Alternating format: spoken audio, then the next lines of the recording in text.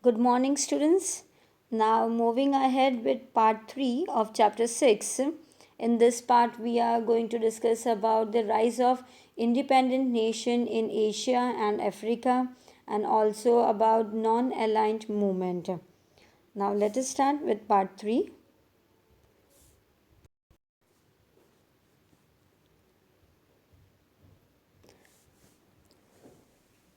Rise of independent nations in Asia. See, India achieved independence in 1947 after a long freedom struggle, and owing to Britain's policy of divide and rule and certain other reasons, the country was divided into two nations, namely India and Pakistan.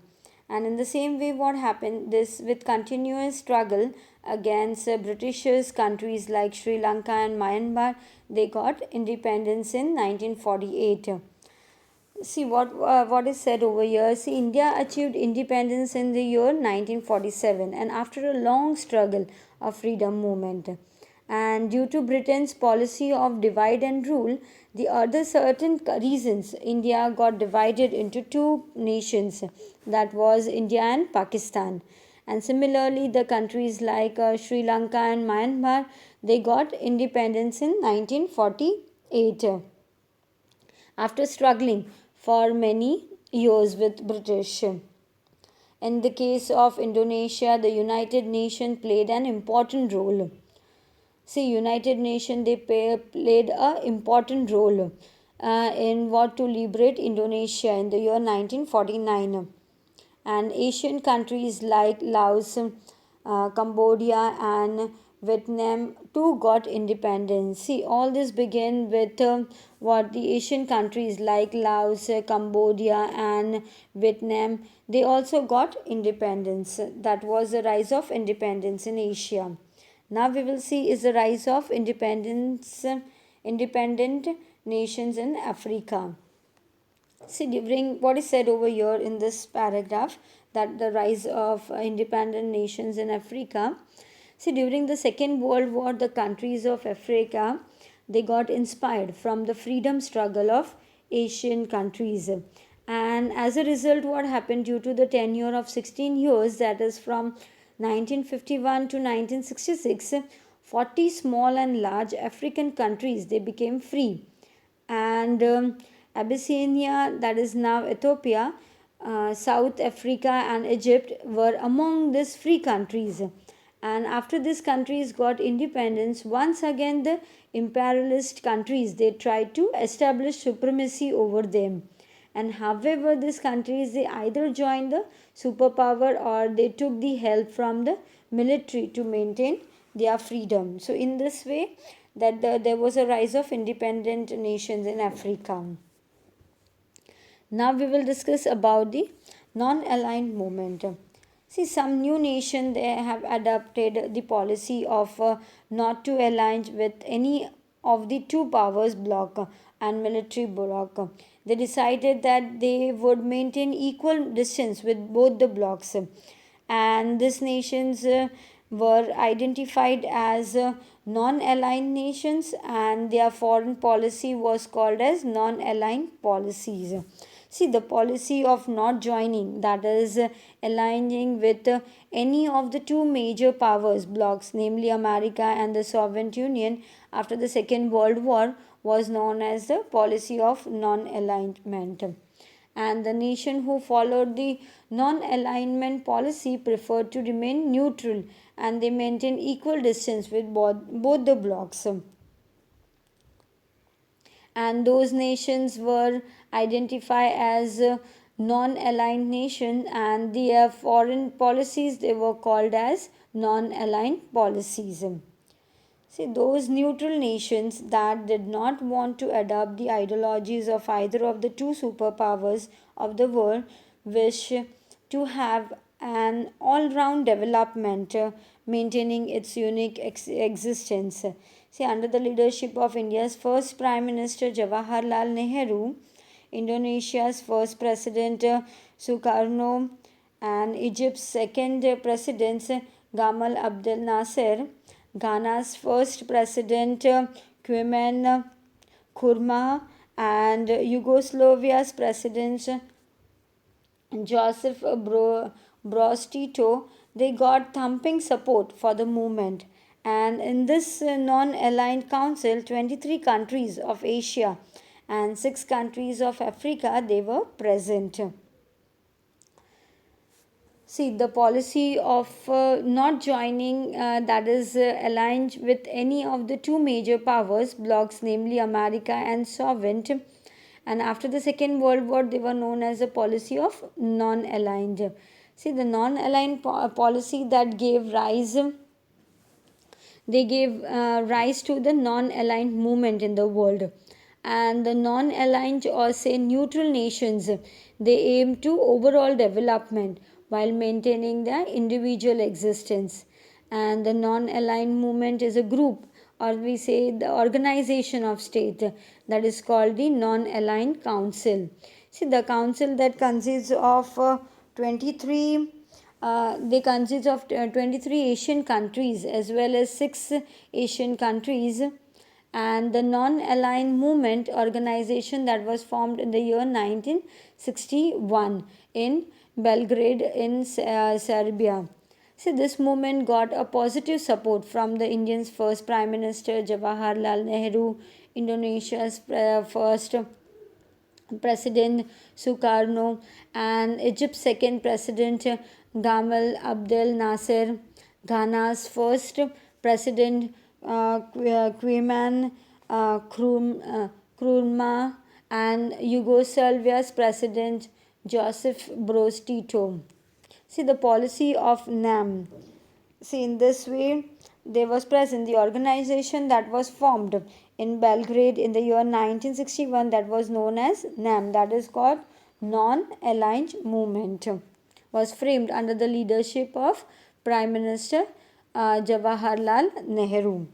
See, under the Prime Minister of Jawaharlal Nehru, this policy of non-aligned movement was framed, and NAM completed valuable leadership. Nehru believed that movement continues to see a role for itself and its view. The world's poorest nation remain exploited and marginalized, no longer by opposing superpowers but rather unipolar world, and it is Western hegemony and neo-colonialism that the movement has really realigned itself again. It opposes foreign occupation, interference in internal affairs, and aggressive unilateral measures, but it has also shifted to focus on social economic challenges facing member states, especially the inequalities manifested by globalization and implications of neoliberal policies. And the non-aligned movement has identified economic underdeveloped poverty and social injustice are as growing threat to peace and security. See, Nehru believed that this movement countries to see a role for itself, and as per him the movement can view that the world's poorest nations remain exploited and marginalized, and no more by opposing superpowers but instead of unipolar world. See, he also believed that NAM, that is NAM, has realigned itself due to the dominance of Western countries and their colonialisms. See, the NAM opposes foreign occupations and interference in internal affairs and aggressive unilateral measures also. And because of this, non-aligned movement has identified economic underdevelopment, poverty, and social injustice as growing threat to peace and security. Today, more and more countries have joined the non-aligned movement. Union Summit was held at Kuala Lumpur on 13th May 2003. For the last 4 decades, many incidents have happened with the disintegrations of Soviet Union. Russia's power decreased America emerged as a superpower. Imperial policy decreased to minimum in the other countries, and in this situation, non-aligned movement played a dominant role. See, the non today more and more what happened, countries they have joined non-aligned movement, and the 13th Union Summit of non-aligned movement was held at Kuala Lumpur, that is Malaysia, on 13th May 2003. The non-aligned nation with their non-aligned policy was successful in contributing towards world politics. The non-aligned movement was successful in showing of its moral impact for maintaining world peace, stopping wars, maintaining human society and nationalism, as well as superpower adapting an attitude and disarmament. See, last 4 decades have witnessed many important events at world level, and few of them are disintegrations of Soviet Union and hence decrease in the power of Russia. America emerged as a superpower and decreases of imperial policies.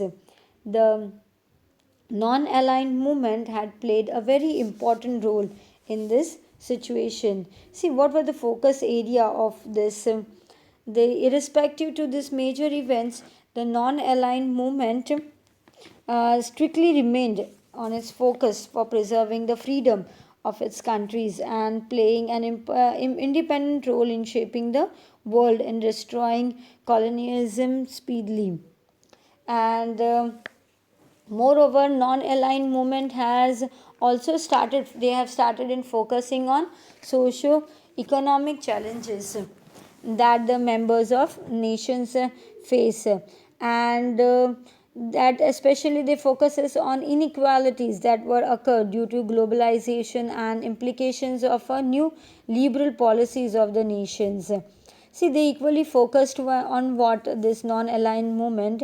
They focus on the necessity of protection, the principles of international laws, eliminating weapons of mass distribution, combating terrorism, defending human rights.